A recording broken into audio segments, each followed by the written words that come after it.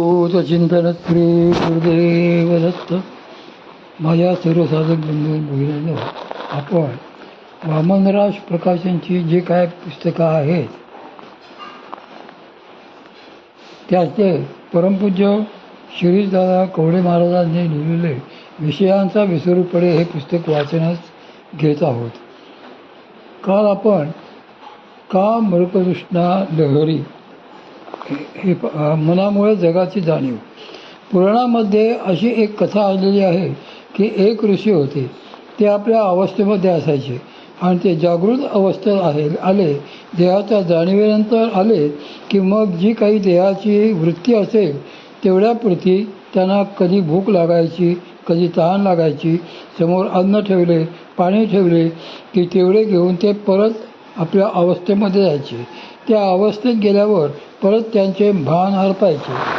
एकदा त्यांची परीक्षा घेण्याचे ठरले की हे खरोखर आपल्या अवस्थेमध्ये असतात का, यांच्या मनाचा खरोखर लय होतो का, की ही सगळी भासमान अवस्था आहे.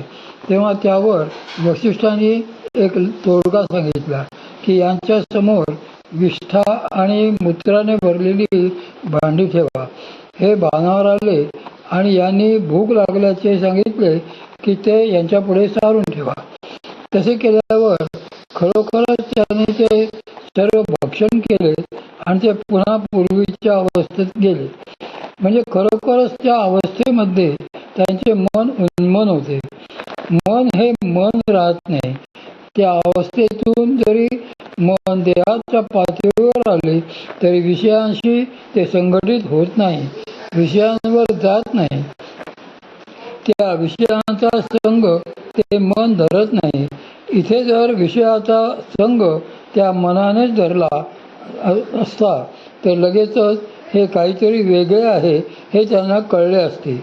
इथे विषयाचा आणि इंद्रियांचा संग घडलाच नाही, त्यामुळे त्यांना फरक कळला नाही. त्यांच्यातला तो जो योगी आहे तो उन्मन झालेला आहे. त्यांच्याही ठिकाणी देहभाव आहे, पण काही काळापुरता. त्यांना देहभाव आणि तुमचा आमचा देहभाव यात जमीन अस्मानाचा फरक आहे. हे मन जसे जसे लय पावायला लागते, जसे जसे उन्मन अवस्थेमध्ये सारखे राहायला लागते, तेव्हा ते देह पातळीवर परत आल्यावर विषयाला निगडीत होत नाही, चिकटत नाही.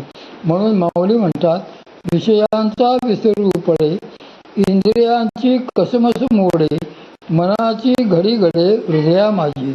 आता हा झाला विषयांचा विसर पडण्याचा भाग. हा विसर तर आपोआपच पडला पाहिजे. तो कोणामुळे पडेल हे त्यांनी पुढे स्पष्ट केले. दुसरा भाग त्याने सांगितला, इंद्रियांची कसमस मोडे.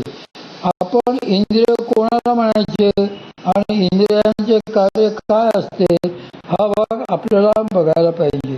त्याशिवाय इंद्रियाची कसमस मोडे म्हणजे काय हे कळणार नाही. म्हणून हा इंद्रियांचा जो भाग आहे, इंद्रियांच्या कसमसीचा जो भाग आहे तो आपण